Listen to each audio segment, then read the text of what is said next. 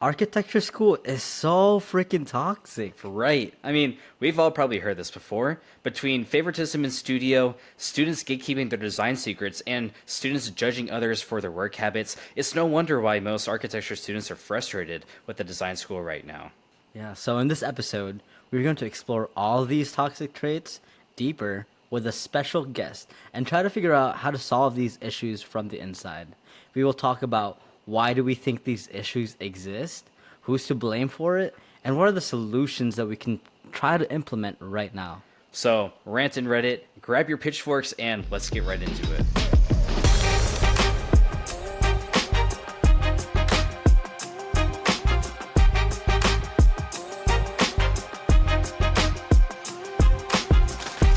In 5, 4, 3, 2, 1.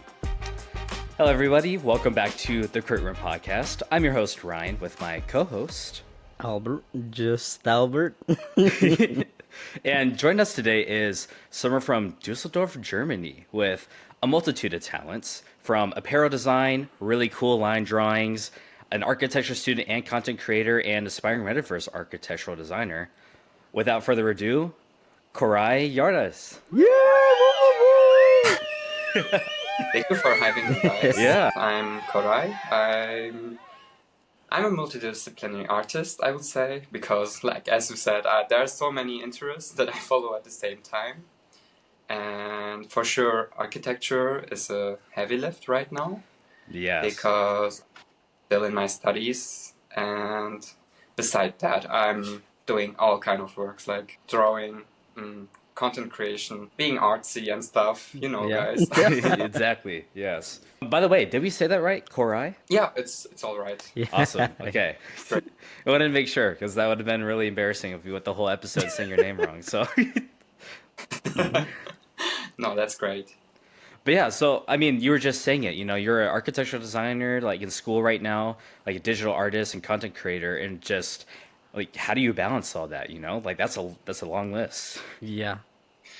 So you asked me how I'm able to manage all that. I think I'm a very like I wouldn't say strict person, but I always have a way to manage my time very efficiently. And And I think what you're trying, or like at least what I'm understanding, is that instead of, I think you're describing yourself as strict, but I think it's more you're disciplined and you're able to balance all these things because you understand what it is that you are trying to do, and so you're so disciplined in that regard. That's what I'm understanding, at least, that you're able to just do what needs to be done because of it. well, that's true because I hear a lot from my friends, for example, that I'm very disciplined and I don't know that I can manage so many things at the same time, and they're always wondering how. And I just tell them like I have a structure. Like I always been organized and structured, and I think this is one of the best skills that got me through architecture school. And I wasn't like convincing myself that I'm disciplined until recently. Like It just felt like natural. Like this is just how you were.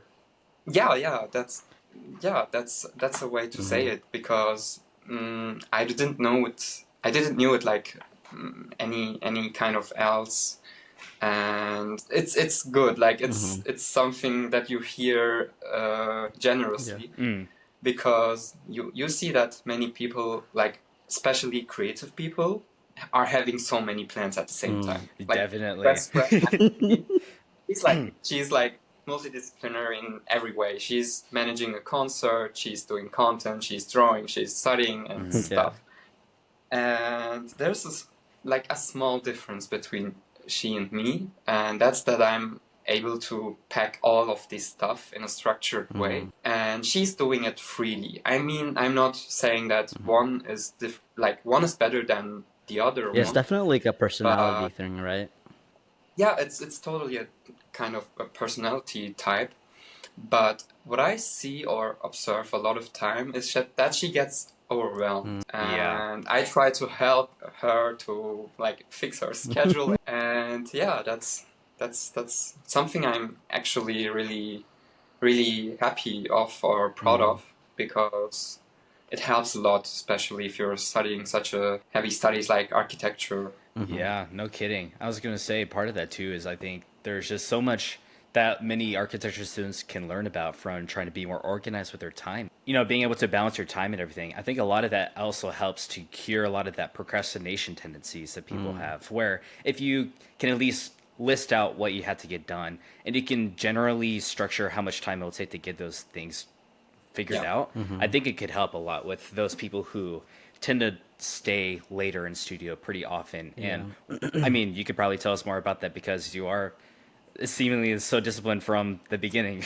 Yeah. I had to learn those skills quite a bit after my third year and everything. Do But you do like time blocking? Because personally, I feel like when that time with the time management skills, I'd rather have a set of to-do lists that I can look towards and then figure out Yeah. that this is what I need to get done today, and then I just have to finish it no matter what for that day. And then there's not really a set schedule from here to here. This is what I need to finish, but it's just like a list for the day that I just need to finish and then move on from there. So, okay, let me just take that on the point you told Ryan. So, I would say that I see like my schedule as a fixed set of hours that I don't want to much do overtimes on. And I think like the main hook where how we got like talking was like not thriving and surviving at exactly, architecture yeah. school. And I mean, this is one of the disciplines or main or one of the most important points at how not to stay late up to the night, or how to enjoy your weekends actually. And like I set myself 40 hours, sometimes 50 hours in a week. And I do everything not to surpass this amount of time that I'm putting into interest, my projects, and like other stuff, creating content and so on. And I mean, I had also like many bumps, and like I had to figure out what's working best for me, how I'm working. That's like things that you learn Right. along school and over the time. And I think this is putting in my mind that it's a no-go for me to stay up late at studio and have at least one day in the week where I can just like take a break from all the projects Right. and feel like a human again. Has always got me to this efficiency, I would say. Right. Yeah, definitely. Ryan and I were talking about this the other day. Was it the other week or something? But we were talking about time management versus like disciplined, and then we got into this tangent about, is it really time management or is it just time discipline? Like being able to be strict with how you use your time rather than how to manage your time. Because managing time, I don't think that's like possible. Whereas you're able to be disciplined and figure out what you need to do, right? That's like the discipline part. Yeah, maybe we should like reconsider about the terms, because that's an interesting thought actually. As you said, you can't manage the time really, because unexpected things happens all the time. That's why I'm Right. also planning always the double amount of time that I'm actually need for something. Because it always like, you want to cut something, the cutter is broken. You want to Right. out sheets, you don't find the sheets. Like many knows like these small, especially when you're in your exams or finals, like everything tend to go suddenly in one direction, and it's not the good direction, you know. Yeah. But that's why I also think like discipline is a really good point. Being disciplined about your time, but also planning a bit more time than you think you'll actually need. Like there are some, as I said, you learn all these things along the way, and there's no perfect time management, in my opinion. And yeah, that's a good talk. Yeah. Returning back to some introductions and everything, I guess, fun fact, you're actually our first guest ever on the show that's outside of the United States. So Oh. it's kind of cool in a way. We're like, now we've officially gone international. Yes. But yeah, so could you tell us a little bit what that's like? What's in Dusseldorf, Germany? Things you like, Okay, things that are fun, things that like you feel like what makes Dusseldorf, Germany, Dusseldorf, you know? Okay, first I'm interested how you see Germany or how you. Oh, Well, I was gonna say, I guess I've technically been to Germany only once, but it was only because of a really bad situation that happened with an airline. I was I was on my way back from my study abroad experience, and in order to get back, there was a connecting flight that was supposed to reach. I think it was in Berlin, Germany, or something like that. But the plane that I was going to take me there, it was delayed by almost 30, 45 minutes or something. So once I got there to the airport, we were already about an hour behind of what we should have been. So now my Yeah. layover window was maybe 20 minutes or something, and I got to sprint from wherever that gate is all the way through to whatever gate I'm supposed to get on to get back to the United States.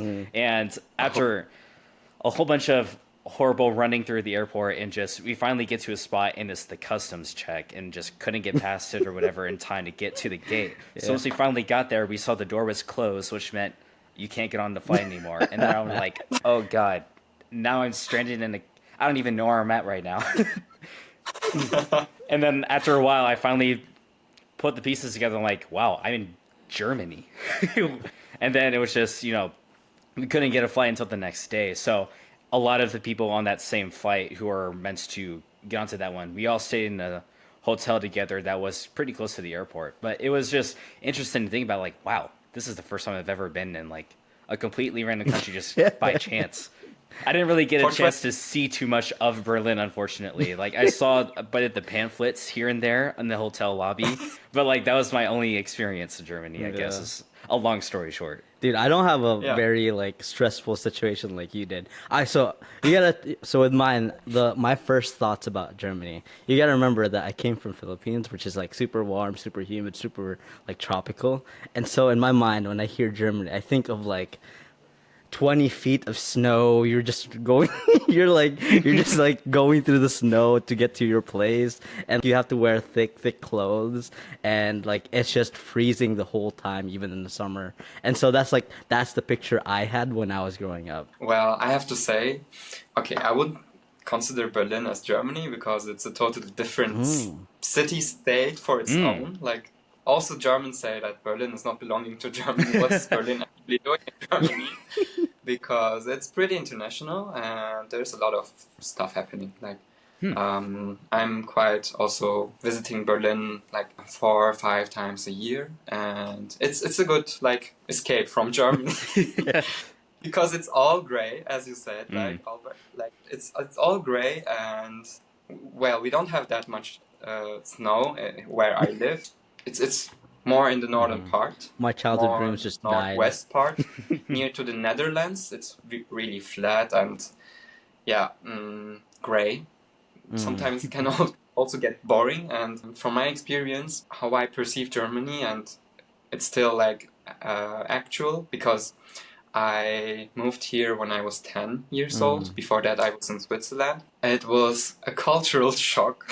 Really? Because the funny part is I'm Turkish. My parents immigrated, or my grandparents immigrated in the 70s to Switzerland. And I grew up first there in Turkey and then in Germany. It was back and forth. But when I came to Germany as I was 10 years old, it was like, oh, there are so many Turkish people, and like there are so many Turkish shops and doner kebab, and I was confused. I told my mother when she took me to the city, I was like, Mother, are we somewhere in Turkey, or what is happening here? Like, I was really confused. Because you have a really large Turkish community here, and that's what I like about Germany. I never really would have thought of that. That's pretty cool. Yeah, not many people know that, like, outside of Germany, but it's really a big thing here. Like, the community is quite big. It's the biggest outside of Turkey, and like for that, sometimes I feel home, sometimes not so much, because I miss the sun. But to see it in the architecture study way, I don't know. Are you curious about a specific point about the studies here? I was gonna say we'll get to the studies in just a little bit. I guess maybe more curious about just the general like atmosphere walking around, or just how the city feels. The energy. I like on some of your stories that I had watched in the past. I know you tend to take trains to many places, right? Yeah. Like that's the equivalent to maybe what we would say in the United States is like taking the bus to some other city or something like that, or driving to a different city. Yeah, the train is like a daily part of my daily life because I live in one of the most urban areas, and it's quite you have several cities here in the state that I'm living. It's North Rhine-Westphalia. You have it's really post-industrial kind of atmosphere. Like there are so many older or former heavy industries. Okay, yeah. Yeah, sometimes it has its like depressing vibe, I would say, because the cities are still recovering from the shift of the economy. Okay. But where I live in Düsseldorf, you get like quite a big city vibe, although it's not that big, like in my opinion. It's still a small city, but you feel like as if you were in a metropolitan area or something, because you have many international people, you have a large Japanese community, American, Turkish communities.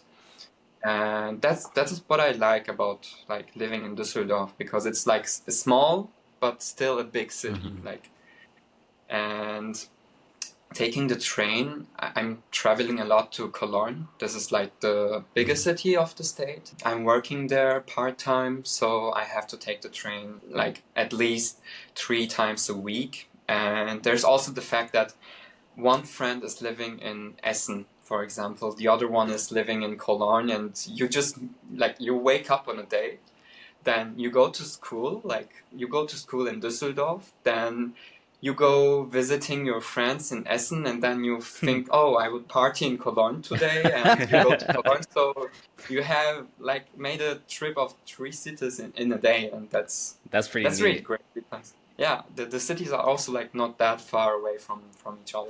It's like 50 minutes to 1 hour ride, so it's quite that's neat. It sounds so quite connected. a thing here. Very opposite feeling from the United States sometimes. I mean, it depends on where you're living. You can be along the East Coast, and a lot of it's very similar to that, where you can take a train or a subway down to different parts of Manhattan or even neighboring cities and everything else. Yeah. But everything in the United States is very highway driven. So, I mean, Cars. you get the Autobahn, so you guys are definitely familiar with really cool highway systems. But there's not this big communal idea of just mass transportation between cities to cities. I think the United States very much is a independent travel focused country, where if you're trying to go to a different city, you're driving with your friends in that car to go to that place. Yeah. Okay, I just had to add up something. You mentioned your story about the airplane, like of the delay and so on. And there's a problem. There's a big problem here with the trains because the state train company, it's like a state but also a private company. They have so much delay. It's like it's there's so many memes about this. There's like you can't rely on the trains. No. Like if you rely on the trains, I don't know if I'm able to say that here, but you're fucked up. So, this is a problem. Maybe someone hears from that company and thinks to change. So Yeah, fix the train schedule. I don't know if it's the same problem over in Dusseldorf or just Germany as a whole. I have heard before in some countries around the UK area that there's many strikes that happen on these trains. Is that the same situation that's happening there, or is it different? I think we hit a record to have the most strikes in such a short time. God. Wow. Actually, last week there was one. Then the week before there was like for 1 week. Then I wanted to go to Switzerland in November, so I had to delay it to December because we had a strike, of course. So yeah, that's one point. Okay. So Well, before we actually get into like the main content of this podcast, as our first guest for the Architecturally Speaking series, we like to ask questions about the hottest takes on architecture news or projects in the world. And since you are the very first official guest for Architecturally Speaking series, we wanted to ask you, what is the most controversial architecture projects in the entire world, in your opinion, and why? Neon, Neon, the line. the line. You heard of? Although I'm like into lines, I hate this line. That's funny. Yeah. What about it? I mean, There's I think been- we all agree with you. Yeah, but yeah. why? Yeah, there's such a branding around this project. Like, it's crazy. It's being sold out as such a green, ecological, and what I don't know what project, but it's a total disaster in my opinion. Like, in my opinion, there are several problems. Like, it's not one problem that I would say that's a problem we should consider, but the people, the people living in that area have not been considered. Like, it's gentrification in another kind of type. And who is building that project? It's definitely gonna be like some Bangladeshi or Indian workers living in I don't know what conditions, because that has been the case with Qatar, with the EM. That has been like always in the stadium and in the Arabic states. So, and then the ecological aspects as well, like dividing a whole region with a 1 mile. I think it was 1 mile, right? at least, if Yeah, not, yeah. it's gonna With grow. a 1 mile building that is like tall as I don't know which skyscraper, and then glazing it with a mirror. Like, Yeah. you're in the middle of the desert. Like, Yeah. you know that mirrors can be pretty, like, get pretty hot Yeah. if there's sun constantly shining on Yeah. it. So I'm very, very skeptical, but I started to see like the building going on, and Right. I don't know. Yeah. I don't know if it's like, I don't know. Yeah. You can say. I think from a conceptual standpoint, I think that when you think about walls, right, it's very divisive, and it feels like Yeah. with the line, it's just a really giant wall that divides things, people, environments. It's just divisive in general, which is contradictory to what our practice is. I'm So- in a similar way. I've also seen the construction photos of it all happening. I'm really hoping though that it's just almost like a bluff where they've done a similar thing with. I'll compare it to another project that Dubai has tried to do. Right, the Burj Khalifa. They built that. It was the tallest building in the world. Still is the tallest building in the world. And then once. I forget it, like the Jeddah Tower, the Kingdom Tower. That's supposed to be a kilometer tall, and that one got stalled halfway through for a whole bunch of different reasons. But Dubai was just ready to start to build another building that was going to rival that height. But since the other one stalled, they showed construction of the new one to show like, hey, we're serious. We're going to build this thing. And then once they stopped their construction, then they stopped their construction. And now it's just a site ready to go whenever they need to, God. but not actually doing anything with it yet. So fingers crossed. I'm really hoping it's that situation where they're just bluffing and they're not going to actually do it.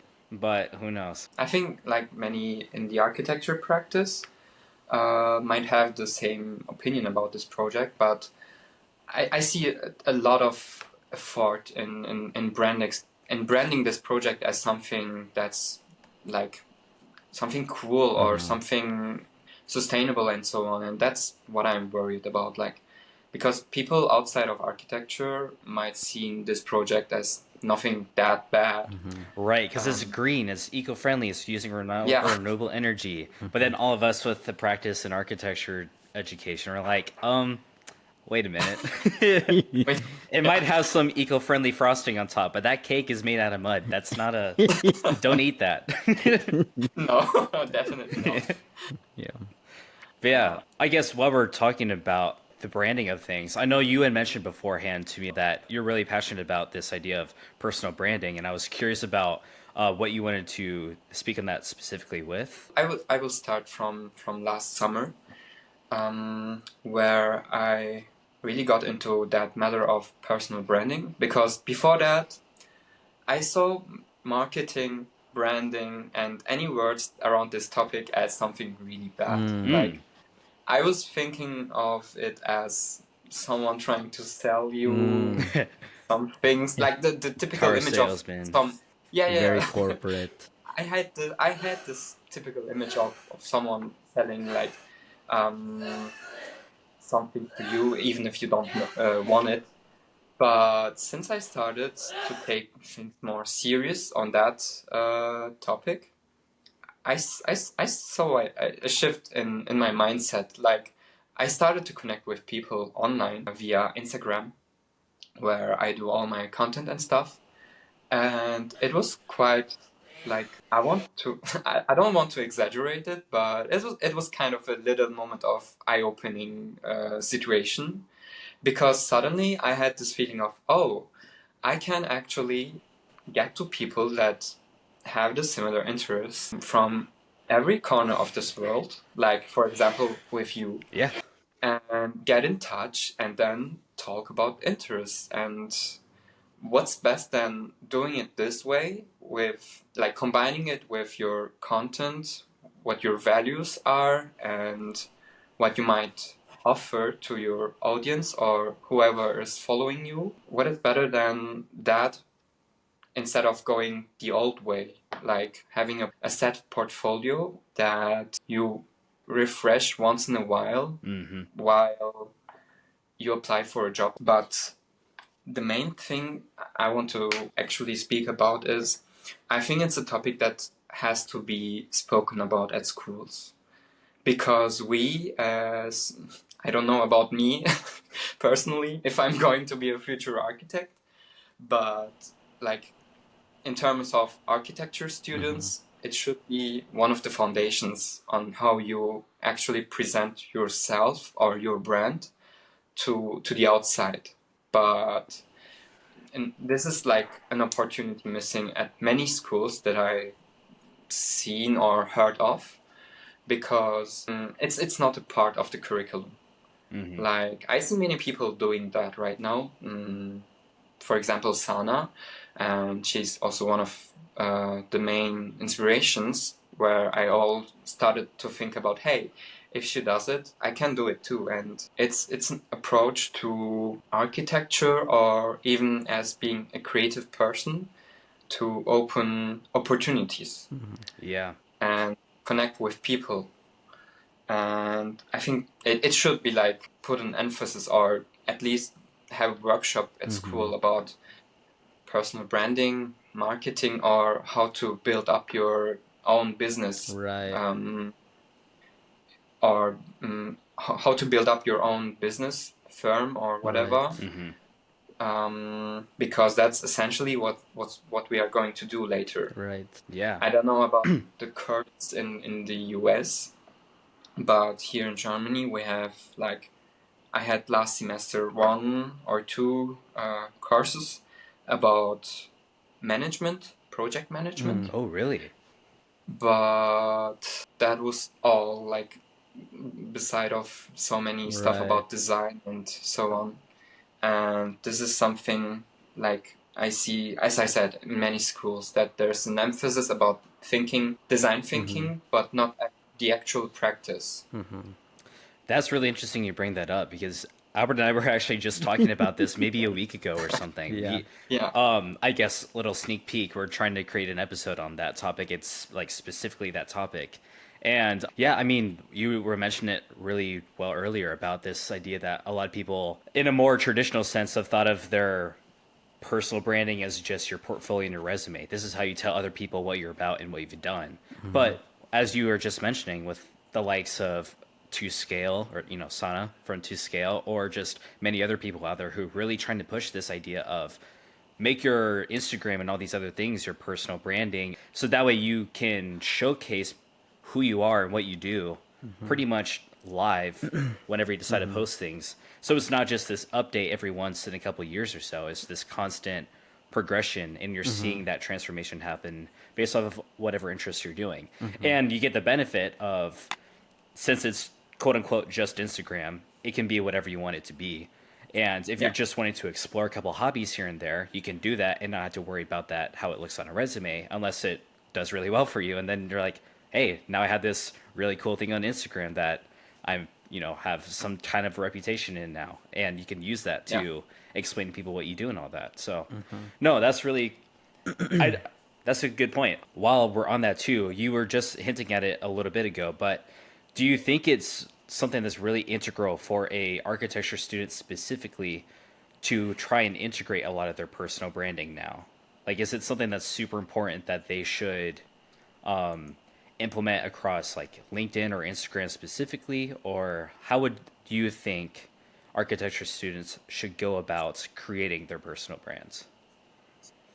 That's a good question. That's a good question. I didn't think about this particularly before, but sometimes I say to myself, oh, why didn't I started this like right with starting school, But I know also that there's never, it's too late. You can start anything anytime, but I think it shouldn't be something, you shouldn't take it too serious. Like, you shouldn't take it serious because right nowadays it's all about being authentic on social media. Right. I was about to say that. Yeah, it's really authenticity.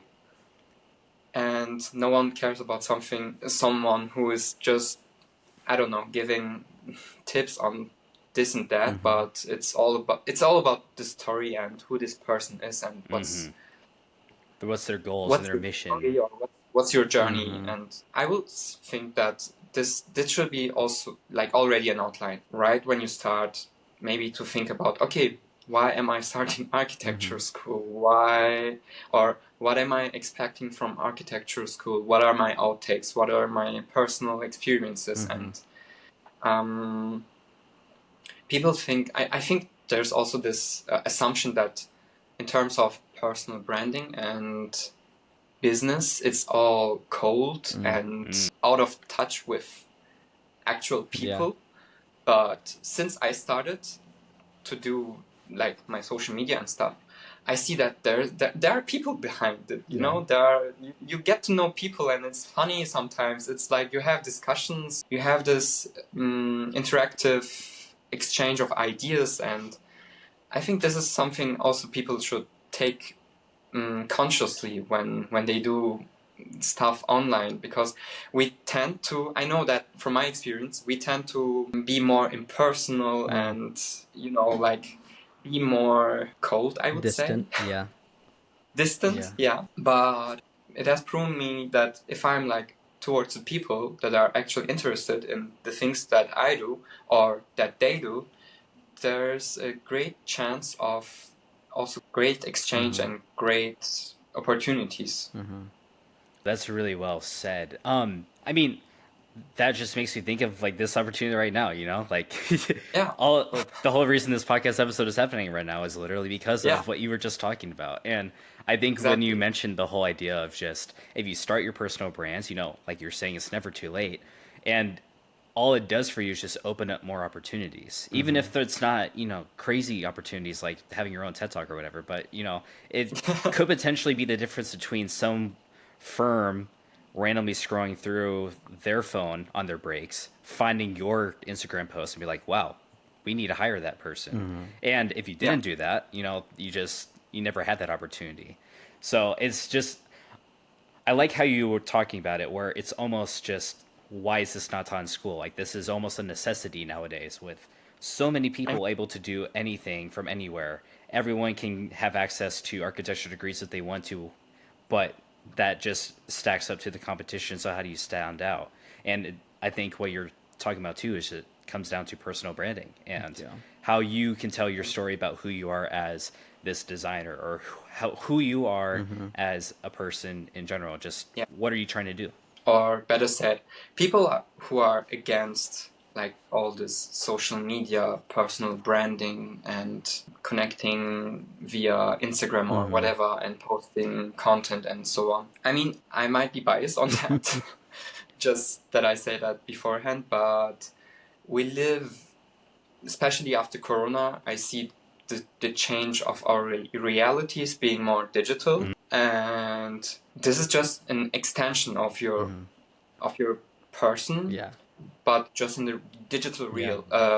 We're shifting into metaverse and like into Web3, and I don't know what the future is beholding for us, but we're right in that phase where we have this great opportunity with tools as social media, but many sees them as something that's bad, and there's like this connotation that's it's highly addictive, and we shouldn't scroll through TikTok or Instagram for so long hours. But if you do it the right way, like as I said, in terms of putting yourself or your extension of yourself or your digital self out there, I think it's holding a lot of opportunities. Yeah. Yeah. It's interesting how you say that. I was curious more about with your mention of metaverse. I remember looking through some of your posts on your profile, and I was just curious. But what are your ideas with how that's going to work? You know, if architecture as of right now has just been seen as something that you had to physically do in the real world, you have to build a building that you design. What do you think is going to change in the architecture industry if things start to push towards being all digital realms, and what do you think about that? Well, that's a huge topic for itself, but I think it's going towards like architects, like three roles of architects in my opinion. The one that are going still to build in the physical world, then there are architects that are only going to build in the metaverse, like spaces, design spaces, digital spaces, and so on. The two of them, the physical as well as the digital one, with some AR and VR technologies, and architects doing all that stuff. And like there was a hype last year or around Corona and about the metaverse, and since Facebook made its ads and I don't know, like some funny characters just having chit chat on some spaces and like there's no gravity, I was like, okay, that's not what metaverse should be all about, right? But I mean, I let them do their ads and so on, but I think people see it as there's still not that much of a relation to the metaverse because it's still, in my opinion, very niche, and maybe people also can't imagine what's the role of architects in the metaverse, but it's nothing different than our actual physical realities, right? Those spaces in the digital reality, so to say, have to be also designed and built so in order to let us feel comfortable in it.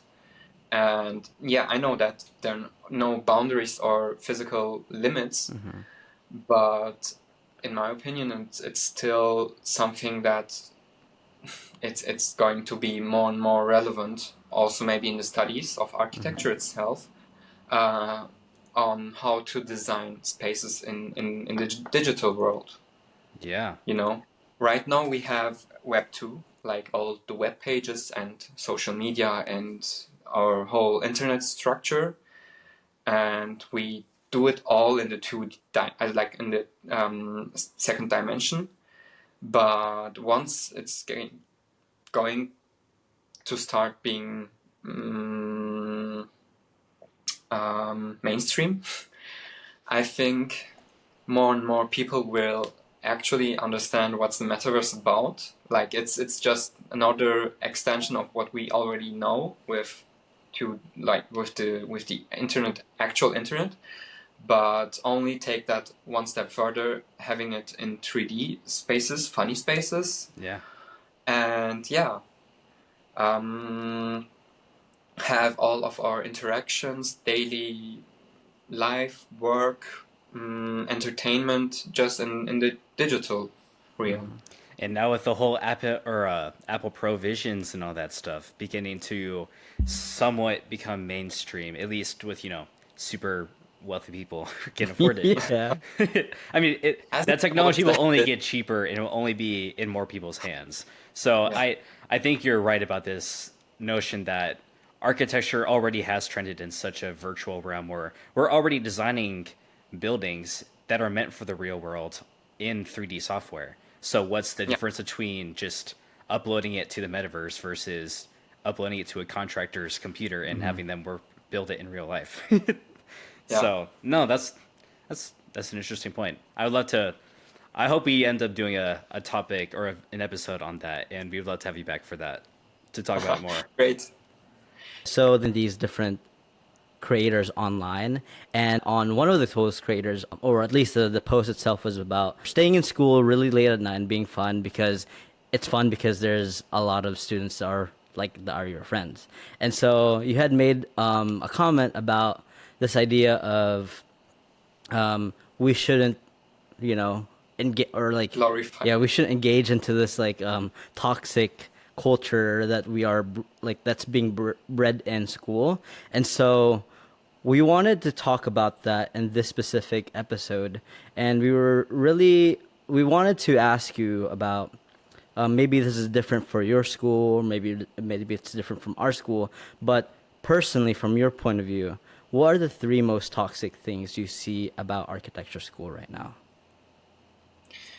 Well, there are quite a lot of things, but let us only focus on three main topics for now. Recently, I made a comment on a post of another creator, saying I hate the working at night and I don't know, suffering at studio kind of comment. Yeah. And this comment actually got more engagement than anything else that I posted since now, you know? And it showed me that this is like one of the hugest topics, like this toxic environment of doing late nights. And it might feel cherishing or fun if you're like surrounded with your peers that you're having great time with, also maybe outside of school, because studio tends to leads us to that kind of connection with our peers. The trauma bonding. The trauma bonding, yeah. That's what I wanted to say, actually. But I think it should be like not something that we are glorifying. glorifying, because I had several discussions at my school with other peers who were telling me that yeah, if you are staying up all night, then it's your own fault, and then you're not the right kind of guy for architecture. And I had the urge to defend myself in front of that guy. Like I was like, it shouldn't be the normal, you know. It shouldn't be what you want to set yourself or crown yourself with. Being so sleep deprived, and they're training us for the working sweatshop. so much amount of time and doing all those all-nighters and so on. But this guy was really into it. He was like really defending this position of I'm the one who is like into all-nighters, and yeah, it was quite funny. But I was like, after the second year, I was all about like I'm not gonna do one all-nighters at all anymore, and it's something that's being like multiplied and enhanced by our environment at school and also the professors. Like I think the root of the problem starts with the professors actually, because they're like indulging us their own idea, or do they explicitly say it, or is it more like implied? It's implied. It's always like subtle implied. Yeah. You know? On that, I got also like comments of like, yeah, maybe you should take it serious and work more. And I was like, like I'm already working part-time and doing my studies, and I have to manage my bills and so on. Like I'm already a full-grown adult who is taking responsibility, and you're trying to say to me that I'm not responsible of my time, and Yeah. what's your problem with me, So, but I didn't say any of that, like, actually, but I was feeling this rage, and that's why I started to set myself my own values on how I want to manage my time and how I'm doing my projects. And since then, there was a big shift, but this led me to the next question, what you wanted to ask me, why I'm studying longer than I actually needed. Like, because here in Germany, it's 3 or 4 years of bachelor's degree. It depends. But I decided to take like terms, like on my own terms. And that's why I've been studying like in summer. It's going to be 5 years. And I think it was the best decision that I could make after the first or second year, that to say, okay, I'm not gonna be this all-nighter guy anymore, and I want to have a free weekend Yeah. and enjoy my evenings doing not like doing just normal basic stuff Yeah, like right. other people, eating, cooking, and so on. Yeah, I was gonna Yeah. say I also had very similar epiphany. I think this was back in my second year of school. Ryan was in the same studio, so back then, in our first and partly our second year, I don't know if it's the same for you guys in Dusseldorf, but in our school we had a lot of like hand drafting, and so in this specific project, before this specific project, I made a deal to myself that if I'm gonna do an all nighter, it's just gonna be one all nighter for one project, and it's going to be towards the finals. And so, but this problem with this one is that it was just our second project for that second year, and I remember that I made that deal, and then I remembered that as I was drawing the the lines and like the letterings and all these stuff, I actually fell asleep as I was drawing them, and I was like, "Yo, this is not good. How am I?" Like my brain just turned off, and I had this epiphany. I was like, "I'm never gonna do an all-nighter ever again." And so yeah, it is not good. You reach rock bottom, Yeah, right? and like there was only one way to get up, and it was to never do it again. Yeah. No, you bring up a good point of with the interaction that you had with the comment section. It's it's really interesting. It's very split between people, it seems. There doesn't seem to be very many middle ground positions with that argument. People seem to either have this idea where it's, no, you're not working hard enough to get it done on time. Like, that's why you're spending so long in school after the day's over, because you're just not getting it done in time. And some people might argue back on that and say there's just too much work to get done in the days. Like, professors just demand too much. They think that now with technology we can get things done faster, but in reality it just means that they can push more onto us and they expect we can do more because now we can get it done, quote unquote, faster. But Because it's on the designing a computer. building still takes the same amount of time. It's not like making a something on a computer makes it any faster to come up with how to fix your floor plan than it does if you're to just sketch out a quick diagram real quick. You still have to get the work done. And then there's the other side of it where it's, well, if you just structure your time correctly, you can get all these things accomplished, and it's easy to avoid doing all these all-nighters that people dread so much. And it's weird because both are right. Yeah. It's no one is technically wrong. I think it all just depends on the environment that you're growing up with, and I think it really is like school dependent. How is the culture there, and what are people trying to promote in those cultures? And I think that, tying it back to the point of this episode is about studio or toxic studio culture. Who is perpetuating all this? Is it the are the professors the ones that are constantly demanding these things and students need to just speak up and make Have the a professors spine. realize that this is a lot of work, like nobody in the studio could get it done? Or is it a case where, like how there's too many problems, it seems, and it's very overwhelming and frustrating because as a student, what do? You're just the one stuck at 3 in the morning, fading out and drawing on your Right, and there's your like board like Albert. there's like a power dynamic too, where as a student, it feels like you can't speak against your professor. Yeah. Right. And like there is something about that, and you just have to be like the kind of like the slave that just works because your the sweatshop tells you to do it.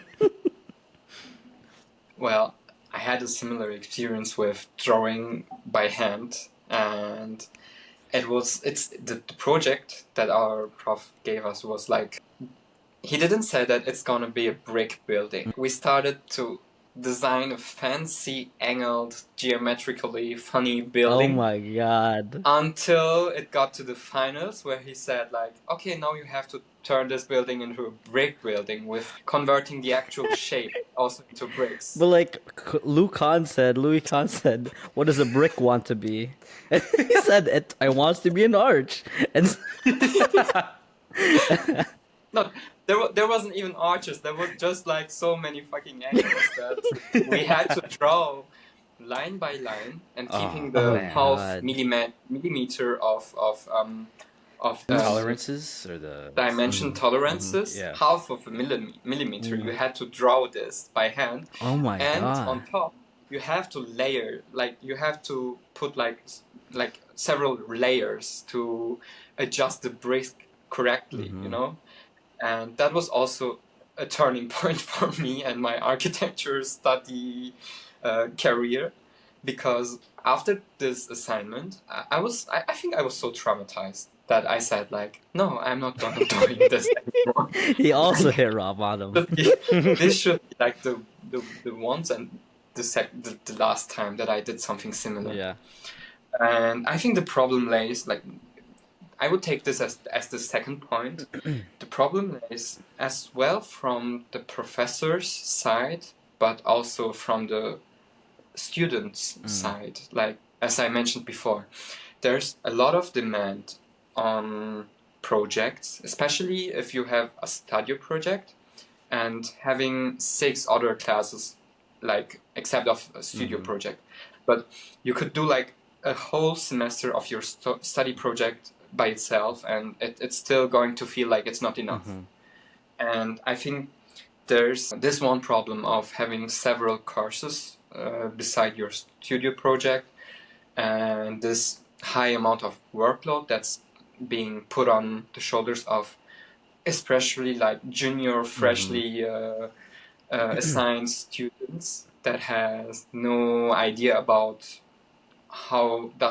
what is even a studio, you know. And then managing all of these in such a short amount of time is like, it has been one of the biggest problems in my experience. And it just seems so unrealistic at certain Yeah. points. And that's where it becomes really frustrating, I think, where going back to both sides are technically right, where yes, you can get this work done if you just schedule your time right. But also, should it be normal to have this amount of workload, especially once you get to the professional world, where it's not that at all? And Right. again, this might be different from your experience being in Germany versus the United States. But both my internships, before I even had my real full-time career, they were never as intense as studio was, not even remotely close. Even during deadline weeks, I still was able to leave at maybe 6 o'clock or something, maybe 7 o'clock if I was trying to do something just because I wanted to see how it looked. Right. But there was never this intense workload where you just could never go home. So it's so bizarre that studio is so detached from the reality of what the industry is in almost every single way. So then it makes you wonder, why is studio set up this way? Is it a system where, the universities themselves are trying to cut down on students who are not quote unquote passionate about it, and if you can't take it, then you might as well leave the industry? Or is there's so many different roots to this problem, it feels like. And with students just constantly going through this, people just feel that it's a part of the hamster wheel they have to just keep running on. And when people just don't challenge the normity of it, you know, there's no one to challenge the fact that this is toxic. You know, why are we not standing up against this and saying, listen, maybe instead of doing 14 iterations on this diagram, can we ask our professors to at least just do 10? Yeah. Yeah. Like, try to Make it find more some, realistic. some middle ground. Yeah. Or be a little bit more realistic about things. Right. Or even just ask why it's so necessary to do all these things. I think partly too, like our first year, if you remember, Ryan, our first year, you had a specific professor that's different from mine, but my professor was, it feels like during that first year, they were trying to weed out all the architecture students, Yeah. where they were just trying to force you with so much work that the people who are not willing to stick through this different type of culture were gonna leave. And so from then on, that was like our first introduction, our first like first was Glimpse. first glimpse of what architecture school was. And from then on, it just kept going and going and going and going until you had the realization when you went, when for you it was when you went to internship and you were like, what the I can be I can be chill right now. I can leave at 5 o'clock and not go back. What? Yeah. And so from the like the realization that you got really drove how you started to think, which is, I'm not gonna stick in school because this is toxic. So it's like you didn't know until you actually knew, you know? Right.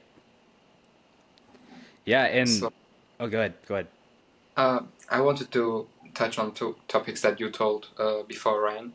And the first one is that I think there are a lot of, in my case at least, I don't know about your university, there are a lot of older professors, and like they are the ones that are doing the assignments to the students, and I think it's still not catching up with the values, or especially the values of the Gen Z, or I would say Gen Z because Right. I'm a Gen Z.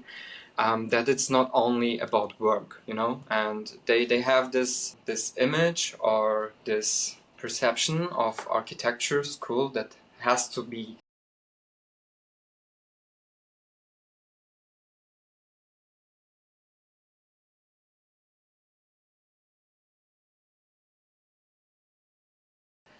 and so on. That's a big difference in That's the a very good mindset point. of the students nowadays. Not everyone, like there are still students that are in that kind of thinking, and the professors. And this is like a giant gap. Like, and I think so many of us got traumatized from the first moment on until they realize, oh, I don't have actually to do work to work that much, Yeah.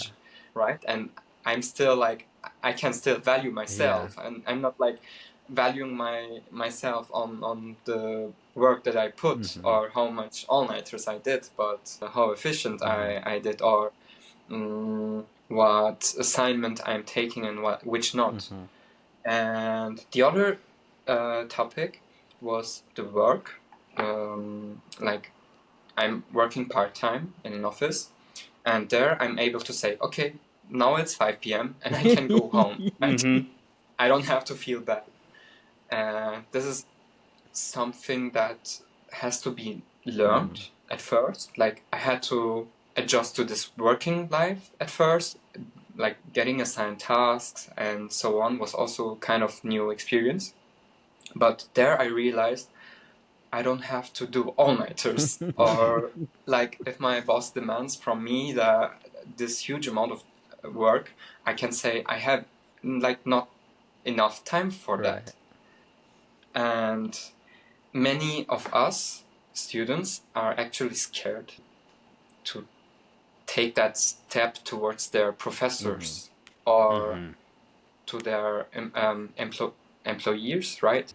And this is like keeping going, but I think it's in our generation that there's a start of mind shift towards like, okay, it's not all about work, it's also about resting, enjoying other things than work, and so on. Yeah. But I think the main issue lays also in that aspect, in my opinion. Yeah. I think we highlighted at least two really good majority toxic traits that we see in apparently across across oceans. Yes. And I think another one that we were curious about, and to hear your experience about this too, is going with that idea of toxic culture in studio.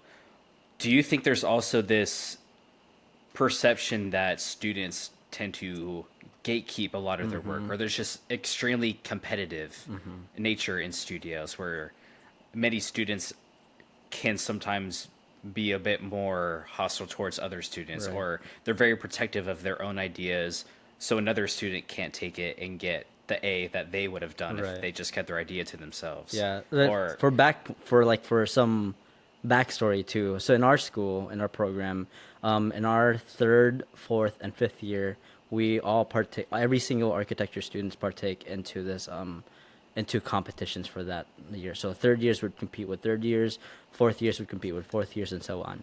And so, because we have to compete in this type of situation against one another, because there's only going to be one winner, one finalist for your studio, and then from that one finalist from every single studio, there's going to be one finalist for the whole class. Do you like? I feel like that type of situation breeds a toxicity, but in our year we didn't really have that for Ryan, for like personally in our year we didn't have that yeah, our toxic class culture. was a bit more diplomatic across everyone. We were Yeah. very open armed, it seems, compared to many other years. At least hearing from while professors were talking about our specific class, they were saying that we were very open and embracing with each other and tried to help everyone out instead of apparently how other years were, where they were very much that toxic picture that we just painted, where it's everyone's for themselves, trying to make sure that they win. And it was just like such a stark difference that when you go into our studio, it's like it's very collaborative. And then when we went to down, specifically to the underclassmen that we were like trying to mentor, no one was talking to each other because of this competition. And it's like, what is breeding this gatekeeping? So I like to consider or perceive things in a context, because you always have to look at the circumstances. And you say that for especially your year of class, I had this similar experience when I started at school, because it was the semester right before the corona pandemic. And like I really appreciated the willingness to help each other amongst my peers, and like I made the best friendships, and I'm still befriended with those people, and I think these people are going to stick with you over your entire life, maybe. Yeah. And what I heard of the class like right after my term was like it was all online, and it was all in the corona semester.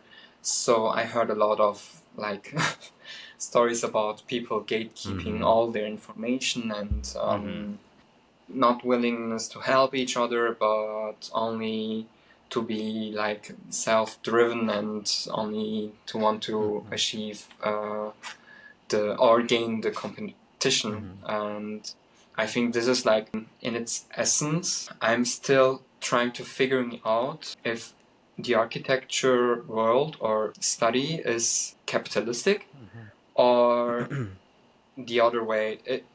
Is it like more about to help people? And this is a question that is like getting back and forth depending on the people that you're surrounded with, because we have to face that we live in a phase of where architecture is only being done for profit, because I can speak from the state of Germany right now. There's such a lack of public housing, and we have this rental crisis like every other country in the world. And I can't quite figure out what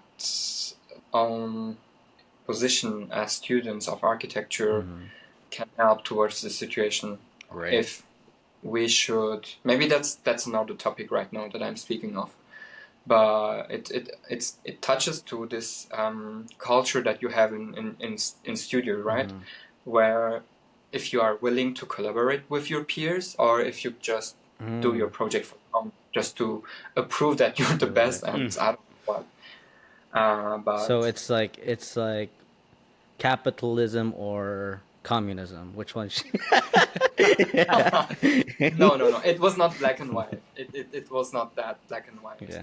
But more what are the values that you're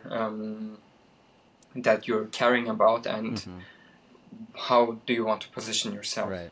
No, right. Because from the very beginning, I always had this opinion of, okay, if I help someone in studio, if I share like any helpful thing that might help some other peer, it's a good for me, you know. It's good for It me. makes you feel good But too. sometimes, like, people were so they were so confused that I was just like trying to help them.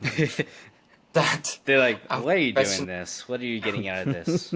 yeah, exactly. That it was kind of funny to see that there's one extreme, and then the other. Well, it's kind. interesting you say that too, because architecture as an industry is meant to be one that, if done the way that we all have grown up learning how architecture works, is to service the public good. Whatever we're trying to do is supposed to improve society. It's supposed to improve how cities function. It's supposed to improve how people's lives are experienced. So then to go completely 180 on that, and now everyone's competitive with each other and trying to tear others down, or try to keep themselves private so they can level up above others. It's so backwards. Again, studio just seems to be in its own reverse bubble from how the real industry performs, because once you get into the real world, the entire firm, and I mean from internships too, you get to experience that everyone in there is working together to get a project out to this client. It's not one person's over here keeping their floor plan hidden from their other employer across the desk. It's the same building. Why are you doing that? Yeah. But when it's in studio, everyone's working independently. Everyone's isolated in their own project, where they're just trying to come up with the best ideas that they can to impress these professors, to Right. impress the jurors, and to make themselves look like they know exactly what they're doing. Which is, I think fundamentally it's just set up in such a poor way, where architecture school, regardless of what you think you're supposed to be taught there, is teaching possibly the wrong things. Right. In how it's positioning people up for success Right. in the professional industry. So And that's definitely something that in future episodes we really want to start to hammer out and start to get that narrative. At least I'm sure it's already been started by many people, but just trying to keep that narrative going and get it in front of more people, because it's crazy how different it is. Yeah. So do you think then, Ryan, that if right now with our current education and the way that they are setting up the design school, with everyone is just doing their own little project, do you think it's more realistic to group the students together, make that as like a unique, I guess in an outlook that's a unique firm, and then each group is like a unique firm, all competing for that same idea? In a way, it sounds a little ironic or backwards from what I was just talking about, but I do think there is an importance for students to do their own projects, because you have to learn. It's like, this is not the best comparison, I don't think, but it's similar to learning to ride a bike. You can't have everybody jump on a quadricycle and try to balance at the same time. It's not going to work very well. Like one person might be doing all the heavy lifting and you have three freeloaders who just got through school. I think that's the worst case scenario that could happen. So I definitely think there's importance where people will still have to do their projects and get all the work done. So you have those skills in your pocket that you can take with you. But I think there should be more emphasis on maybe even like weekly crits where there's just this constant idea where everyone's trying to improve each other's project. And however that gets situated, I think it just starts to tear itself down once you introduce a competition aspect to the studio. Because now all of a sudden, it matters whether or not your person next to you has a better project than you think your project is. Because all of a sudden now you feel threatened by, oh, well, they're going to win now because I'm helping them fix their problems. Instead of, oh no, we should all be able to fix our problems together. So yeah, I don't know. It's a very weird setup. But do you think that this is something that's being implied, or do you think that this is something coming like intrinsically? In a way, a little bit of both.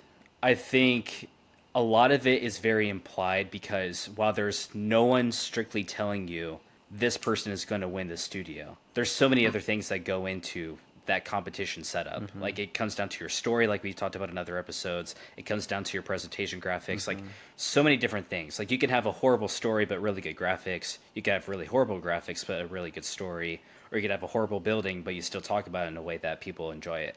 So it's one of those things where if one person has an elevated building design, it's not a guarantee that they will win it. But you can generally tell that if everyone's trying to better themselves, that whoever seems to already be positions towards the top and they're only getting better, Right. I think most people will either start to give up because they already know this person's going ahead for their studio, or it turns into more the toxic thing where like, oh, you know, starting gossip in the studio, like this person shouldn't be going because there's these problems and whatever else.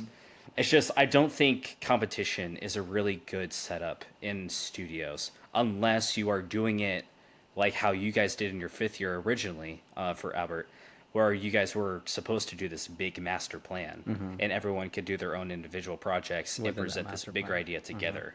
That is what an office is, essentially. It's a firm. Everyone's doing different parts. They put it together and they give it to somebody else. So it's, I don't know. It's very weird to me. Yeah. And I think on that same note, I think, okay, I'm thinking about it. So in our fifth year, in our master's fifth year for architecture, each studio was either, there's two categories that we were working under for the competitions. One was individual projects, so the people from that studio would have all individual projects, and then the other side of the category was a group project. And so our group, or our studio specifically, kind of double dipped where it's like we did a master plan project as a group, which then from that master plan we all kind of focused on specific buildings within that master plan as an individual. And so we double dipped in that weird way.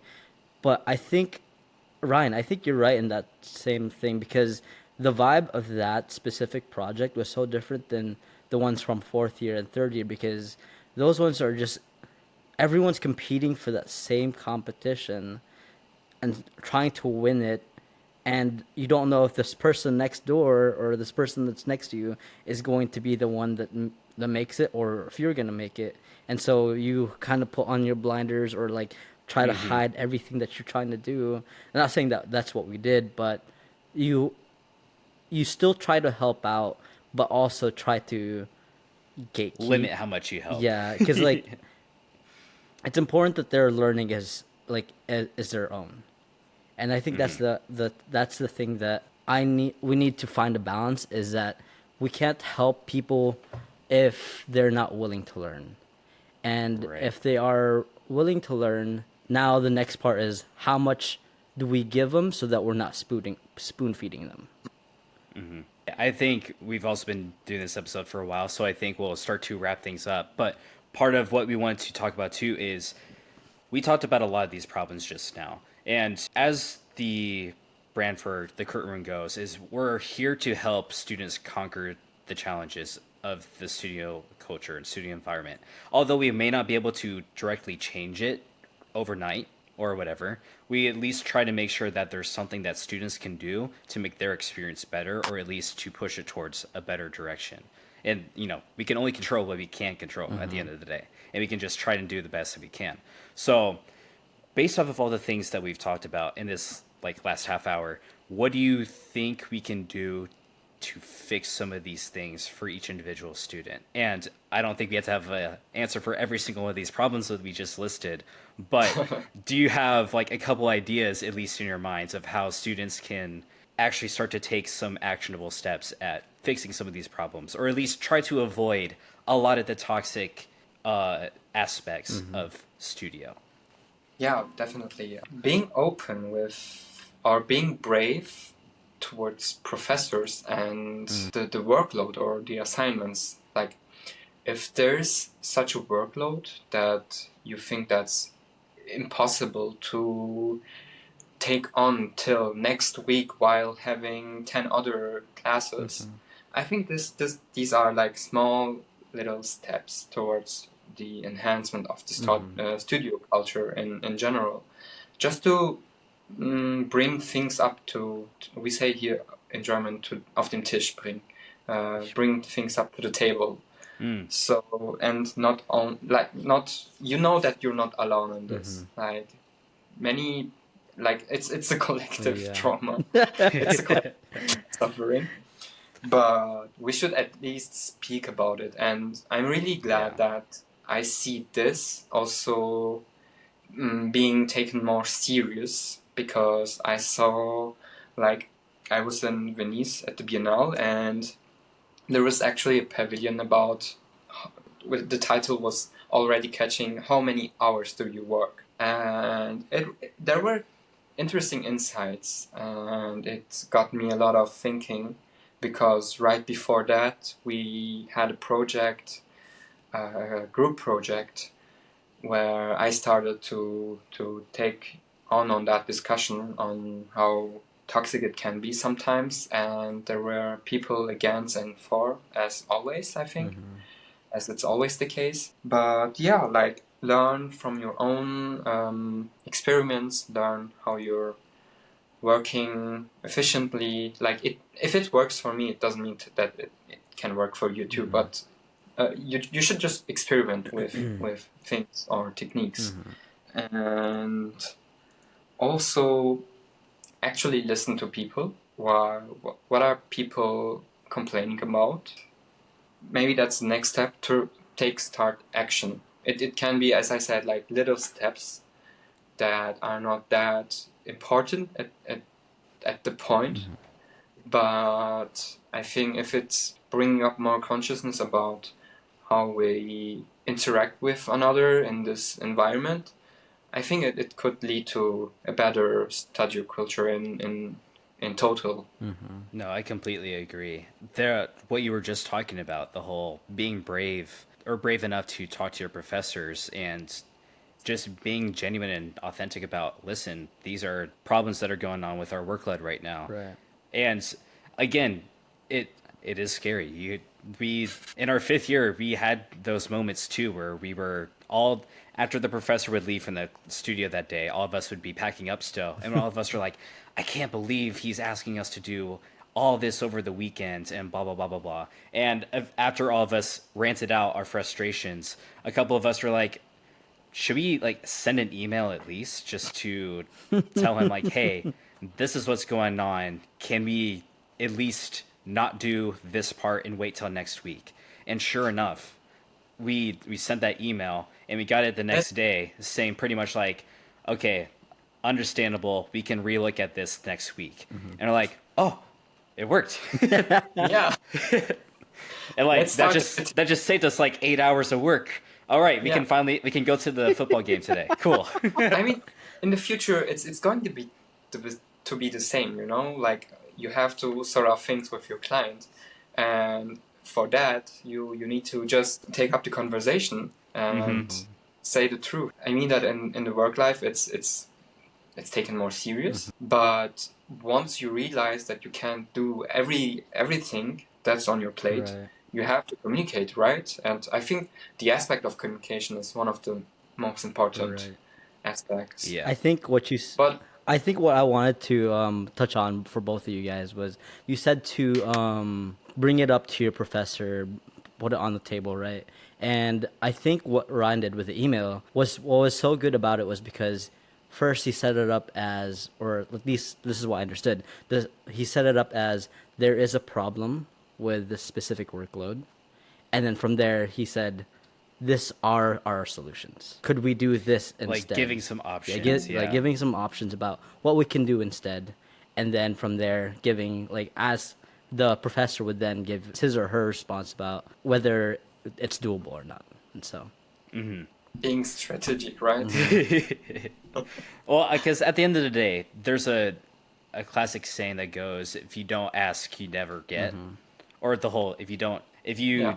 at least voice it, there's at least a chance, Right. even if it's a tiny chance. There's a chance that they might be able to help you and Right. say, "Sure, we can't," or "We won't do this site model this weekend. Right. We might just do that next week." I think Because part of it too, maybe a little bit behind the scenes, is most professors, I'm pretty sure, I mean, I'm not a professor, I don't know, but I'm pretty sure they block out week by week or month by month what the studio needs to accomplish in order to get to the end point. So maybe this professor is just pulling from their own head of like, oh, they should probably get the site model done by next week so we can be ready for next month. Right. But they're like, well, hold on. If it's not due until next month, can we wait until the next week to work on it then Right. maybe? Or, that, so that, if that helps give anybody courage out there to be like, okay, maybe there is some actual chances that we can move some things around. Right. That might be a case. Again, it's school to school, professor to professor, but at least you know that there's some chance that things can happen. And yeah, I think what's so good yeah. about that, Ryan, is that I think what most people really hate about certain things is that people just complain, and then they don't offer up solutions. And so when you end up talking to a professor about these certain issues, you need to at least address what the issue and the problem is, and then from there, what are the possible optional solutions that we could take, so that now it's not just we're just ranting to you and we hate everything that you're doing. But now it's like, okay, I'm putting something on the table here. What can you put on the table as well? right. Well said. Yeah. I think with that note, so at the end of our episodes, we get to a segment that we call our big takeaways, which is basically, a summary of everything that we learned. And as per guest honor, if you would like to go first, you can tell us about your biggest takeaways from this episode. Otherwise, Albert's going to go. I have to think about this. Sure thing. Yeah. I also have to think, Ryan, you should go first. Okay, fine. Maybe you can say Yeah, I can start us. Okay. Albert was just touching on something that inspired my final takeaway, but it comes down to an issue that I have with the overall architecture community. Is just there's so much of this victim mentality in the world in general today, but especially in the architecture space. It's so easy to just complain. Everything's hard about architecture school, and it is hard. That's why there's such a prestige to being an architect in the world. When you make it to the end, you went through a lot of shit. like you did it. So comes with a lot of respect, and it comes with a lot of gratitude, and you got through some really hardships, and that made you stronger for it. But the real thing is just this victim mentality, and I don't think many people realize when they take on this victim mentality, they're also taking away their own authorship to change that for themselves. I don't think they realize that as much as they can complain about these issues, they have just as much voice to speak positively about changing these things instead of just complain about it, like Albert was just hinting at, coming up with a solution or an option instead. Because once you do that, then it makes people argue about a solution for it instead of arguing about the situation. So something as simple as just saying, I hate pulling all-nighters. Instead, what if you say, how can I stop pulling all-nighters? And immediately a whole different conversation starts. Yeah. Actionable It's steps. literally a couple different words that you switch around. Yeah. But a completely different mindset, a completely different change in the conversation, all of that. And it all comes from every single student, as cringy or corny as that sounds. It like architecture students are the future of architecture, you know? Like Yeah. we have the ability to change the problems that we see today. And that's really a big inspiration of why the Crit Room podcast exists. We have found these issues. It's part of critiquing the architecture industry, critiquing architecture school, and we're trying to find solutions. That's why we're talking to people all the way across the world in Germany to see what they might have to say on these topics too. Totally agree. So, Right. but that's my biggest takeaway. Do you want to continue, Albert, or I mean, I'll go if you're still not ready, but I don't know. just to touch on Ryan? I think my biggest takeaway is that I felt bad for so long time that I'm taking more time to finish my studies. But being more open with that issue, or directing that to the people, that it's okay to do things in your own term, brings also a whole new way of thinking of architecture itself. As you said, it's all about complaining. But once you start to question or to put the question in a different way, like how can I stop doing all-nighters, then there's a vast range of options that's like suddenly open to you. And I see that also by connecting with like-minded people like you know, by talking about our common issues, our collective traumas. We are also tend to find solutions together, and it's nothing that we can take on like on an individual level. We need to talk about the issues and the problems in order to make the change, because it's not going to change if we keep things as it was. And I think every generation has its own had its own challenges, and for now it might be how to be more sustainable, or how to enhance the quality of study culture. It was great to talk about all this stuff, and also addressing the issues, you know, at its point. You're right. I would say that, yeah. And I think for my big takeaway, it would not be towards what we talked about just recently, which is toxic culture, but I think something that Koray said, which was about personal branding. Personal branding is really about. I wanted to touch on that because that was such a big part of our conversation here too. Was that personal branding is very much your authentic self, and how to create that, like, I guess, digital avatar online, or even like the digital avatar of who you are as a portfolio, as a you know, all these different things. So you need to figure out what that is, and then from there really showcasing that to all your work and all your, like, you know, the things that you want to do for creative reasons. And the thing that I wanted to talk about for toxic culture, this is an analogy really. It's like if you get a cut right on your arm and it's so deep, you're just gonna sit there and let it bleed and you're about to die, or because like that's what the problems are in architecture. Like these problems are constantly there, and if we don't talk about it, we're just gonna die and bleed. Like it's just gonna be there, Bleed out. And so the actionable steps would then be, what do I need to do? Do I need to go to the hospital? And of course you need to go to the hospital, but the hospital is gonna tell you, we need to stitch you up, and then we need to put a bandage over it, and then you need to not rip this thing apart for the next 2 weeks. And so there's actionable steps because you took the step of. That's just an analogy of what you could do in studio. If there's something that you think is a problem, don't let it bleed out. Address it, but then while you're addressing it, also offer up solutions. No, that's really good. But yeah, I guess that's pretty much it for this episode. Thank you guys so much for listening in, and of course, thank you, Koray, for being an amazing guest. Yeah. Thank you much, Ryan. I really appreciate that. This was such a fun episode. Did you have anything that you wanted to plug real quick? Yeah, if you're interested, I think the last thing I want to say is, or the most important tip I can give is take breaks. Like breaks are everything.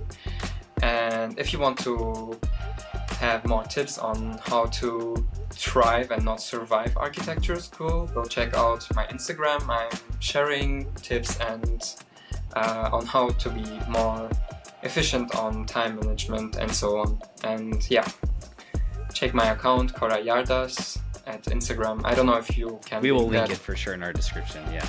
Great. But that's it. Thank you. Yeah. Okay, well, make sure you guys also follow us on Instagram at Crit Room Podcast, and let us know what your 3 biggest toxic things are that you see in studio. Also, if you have any topics you want us to talk about, don't be shy and actually DM us on Instagram. We will engage with you. It works. It works. It does work. It does work. But yeah, we're people, and we will respond to you. We'll talk to you as people. So.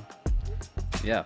And also, if you liked this episode, check out our last week's episode, A Step-by-Step Journey to Your Dream Job, which will teach you everything you need to know about standing out as an architecture student and making it into your first job. So otherwise, we'll see you guys in the next episode, and don't forget to save. Don't forget to save.